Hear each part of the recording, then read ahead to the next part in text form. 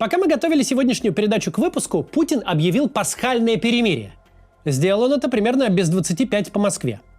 Вступить в силу оно должно вроде как с 6 вечера. Судя по отсутствию синхронного заявления украинской стороны, заранее никто ни о чем не договаривался. У нас нет сейчас под рукой настоящего военного эксперта, но с каждой стороны линии фронта стоят по 1 миллиону человек. И мы пока теряемся в догадках. Как возможно эти две машины, перемалывающие друг друга, остановить за 70 минут? Тут вопрос чисто технический. Как вообще предполагается, это остановка? Штурмовые группы с обеих сторон что, остановят на полпути? Как возможно за час хотя бы довести до низовых подразделений сам приказ? Даже если мы допустим, что кто-то реально предполагает не стрелять до полуночи с 20 на 21, то абсолютно непонятно, как это возможно в таком режиме согласовать с украинской стороной. Украинское военное руководство дольше будет собираться на совещание, чем отведено времени для перемирия. Пока это похоже на какую-то весьма топорную разводку для Дональда Трампа, который очень недоволен, что российская сторона за 3 месяца плодотворных переговоров не сделала вообще ничего, чем Трампу можно было бы хотя бы с натяжкой похвастаться. Теперь, видимо, предполагается так уничтожить всех зайцев сразу. Продемонстрировать готовность к христианскому милосердию на Пасху. Стремление нормализовать отношения. И, конечно, обвинить украинскую сторону. Во-первых, в том, что ничего святого у них нет. А во-вторых, что это они подлые разжигатели войны, которые бьют по руке, предлагающей им мир. Заголовки, тут же посыпавшиеся из всех российских информационных агентств, косвенно указывают именно на это, что никакого перемирия никто не предполагает. Путин приказал войскам быть готовым отразить агрессию Киева, а вооруженные силы России будут соблюдать перемирие только при условии его выполнения Киевом. Перемирие, о котором никто не договаривался, было объявлено в одностороннем порядке за час до того, как должно вступить в силу. Таким образом, продолжение боевых действий неизбежно, просто потому, что так не делается. Никто свою траншею огнем сейчас отбивать не перестанет. И это теперь будет означать агрессию Киева. Вот оказывается, кто агрессор. Мы рады бы ошибиться. Но пока это выглядит как не особо-то изящная разводка. Заведомо притворное предложение, под которое уже готовы заголовки о вероломной украинской агрессии. Пока это выглядит как способ взбодрить Дональда Трампа, который не будет читать дальше заголовков. А в них будет написано: «Украина нарушила пасхальное перемирие». Мы будем следить за развитием этого сюжета и утром вам расскажем, что удалось понять, если это дело темное станет хоть сколько-то ясным. Сейчас, к сожалению, все это представляется полной чепухой, созданной исключительно для заголовков, а никак не реальным перемирием. Заголовки, впрочем, влияют не только на Дональда Трампа. И об этом наш сегодняшний ролик. Перейдем к нему.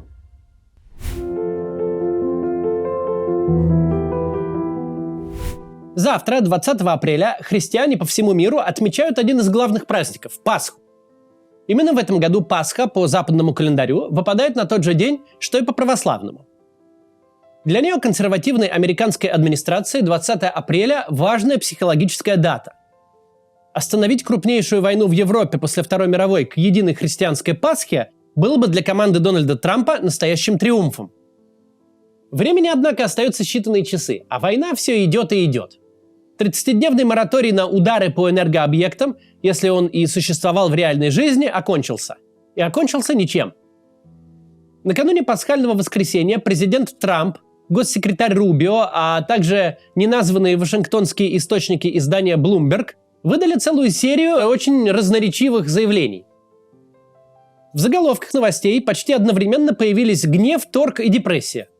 То ли Трамп в гневе и дает Путину время до воскресенья, чтобы тот одумался, то ли Штаты хотят выторговать перемирие взамен на признание Крыма полноправным субъектом Российской Федерации, то ли Вашингтон вообще загрустил и махнул на российско-украинскую войну рукой. Мол, займемся другими делами, тут ничего не получается.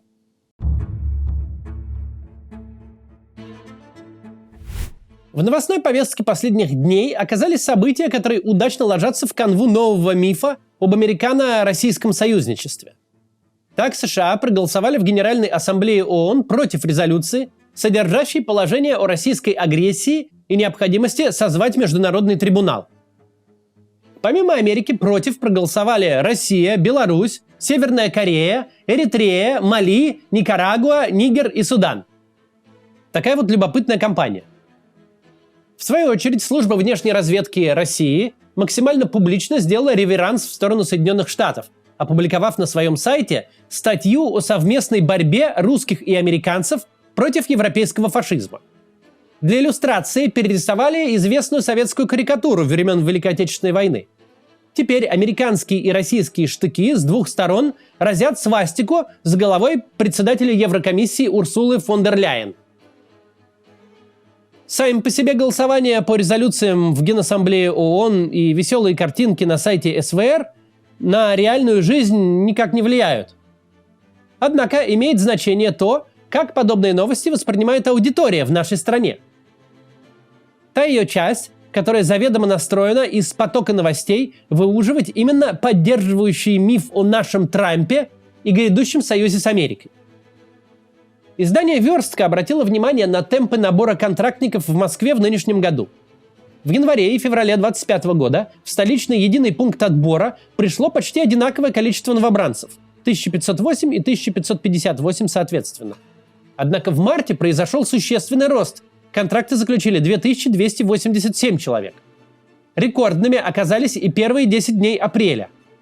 Причем мы говорим о Москве, где далеко не самые большие выплаты за подписание контракта среди субъектов России, и где благодаря лучшему уровню жизни самопродажа в армию не так популярна. А в регионах, где и выплаты выше, и нуждающихся больше, там рост числа новых контрактников может оказаться еще более заметным. Верстка приводит разные объяснения возросшему военному энтузиазму. Однако среди всех прочих вырисовывается главное – переговоры между Кремлем и Белым домом. Журналисты приводят мнение рекрутера. Часть добровольцев, заключающих контракты, в последнее время пытаются запрыгнуть в последний вагон перед вероятным объявлением перемирия и заработать денег. Мы уже не раз говорили на этом канале о том, что такое вполне вероятно.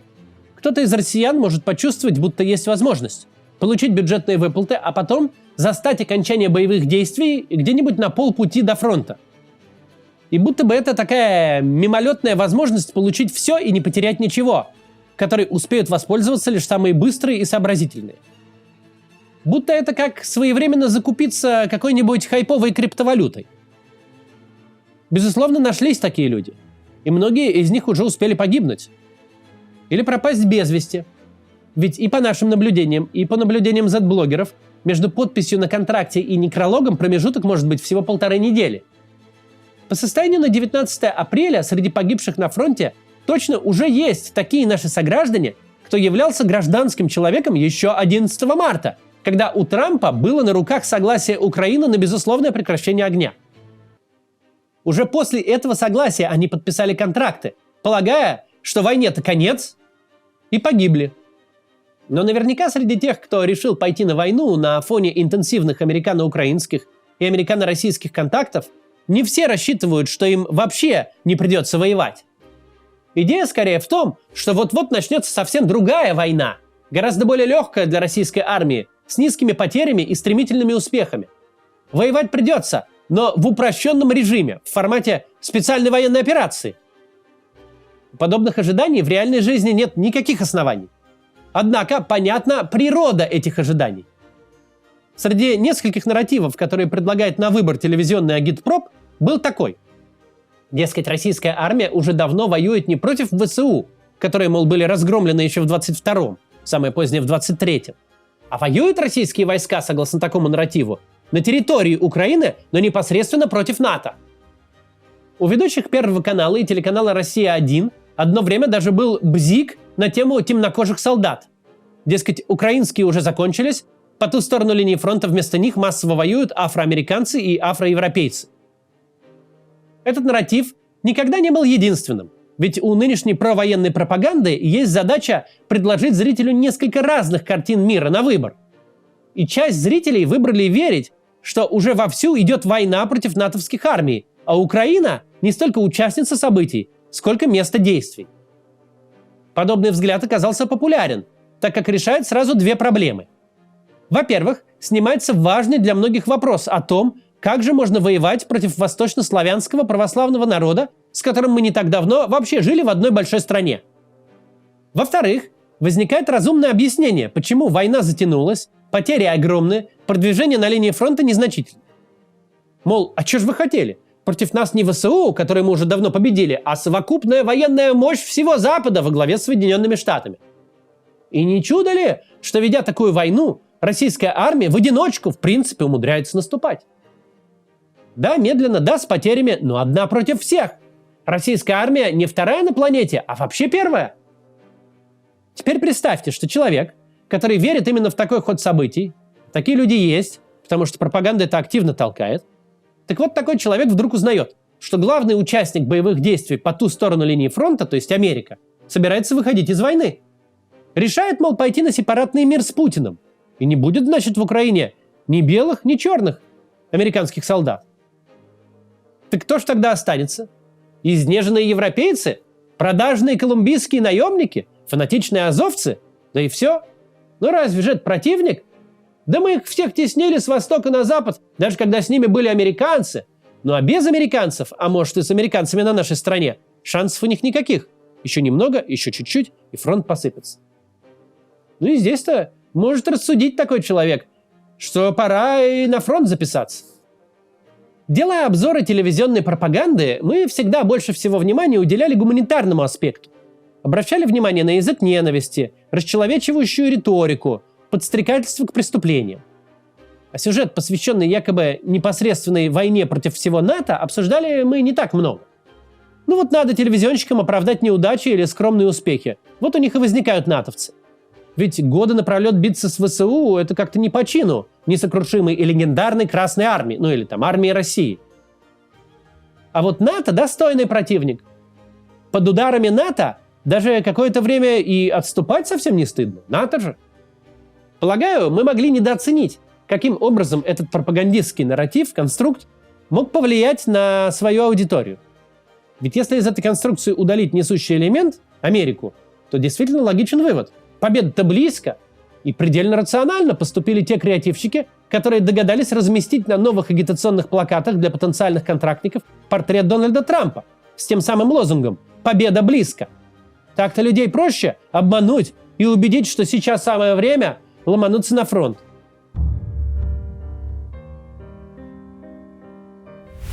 Люди наших с вами взглядов, безусловно, надеются не на какую-то победу, а на перемирие. Победа в этой войне в принципе недостижима. Никто даже в Z-среде до сих пор не смог ответить на вопрос, как она в принципе могла бы выглядеть. Ни у кого нет конкретного ответа. В то время как у перемирия есть предельно понятные очертания. В такой-то день и час обе армии обязаны будут встать, где стояли, и прекратить огонь. А дальше начинаются переговоры, которые могут идти хоть год, хоть 10, хоть 50. Но эти 10 или 50 лет всяко лучше, чем даже один день войны. У перемирия могут быть два разных предвестника. В одном случае ему предшествует деэскалация, снижение интенсивности боевых действий. Другой вариант – резкая и кратковременная эскалация войны. Зная о том, что уже завтра поступит приказ прекратить огонь, стороны могут здесь и сейчас попытаться отвоевать максимум позиций, не считаясь с потерями. В настоящее время мы не наблюдаем ни первого, ни второго. На фронте мясорубка прокручивается в совершенно обычном режиме. Ничто не говорит о том, что она скоро должна остановиться. Да, мы имеем полное право надеяться, что перемирие возникнет вдруг и из ниоткуда, когда его ничто не предвещало. Что Кремль пойдет на него внезапно и одним днем. Надеяться можно, но рассчитывать нельзя. Нельзя питать иллюзий. Самое вредное и опасное занятие в ходе этой войны со стороны публичных спикеров – это заселение людей в иллюзорный мир ложной безопасности. Потому что безопасность – это не просто ощущение. На ее основе люди принимают решения. В каждом городе России сегодня есть заведения, куда можно прийти и получить миллионы рублей, включая те города, где работа за 40 тысяч – это предел мечтаний.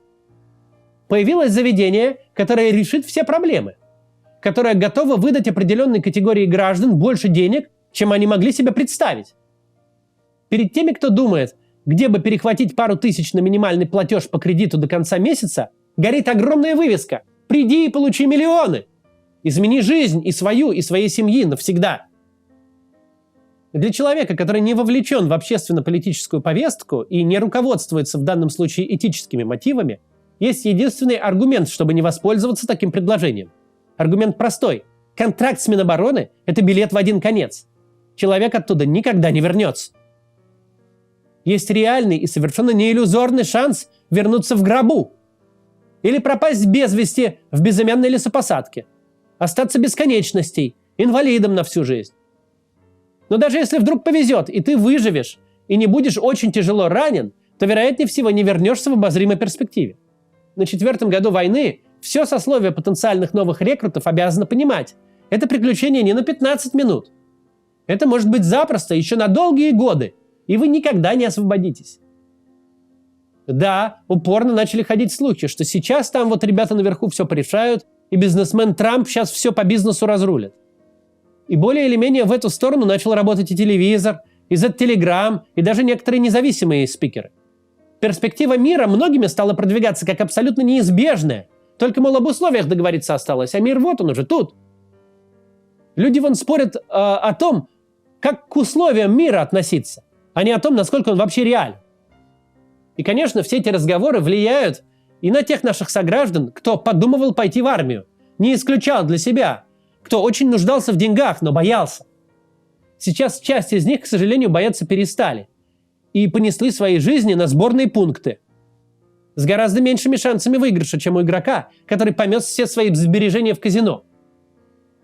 Есть немаловажный субъективный фактор, который не учитывают люди, оценивающие свою вероятность выжить на основе возможных договоренностей с Трампом.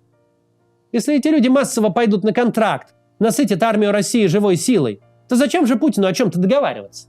Ведь можно будет просто воевать, пока эта живая сила, как они там говорят, не потратится.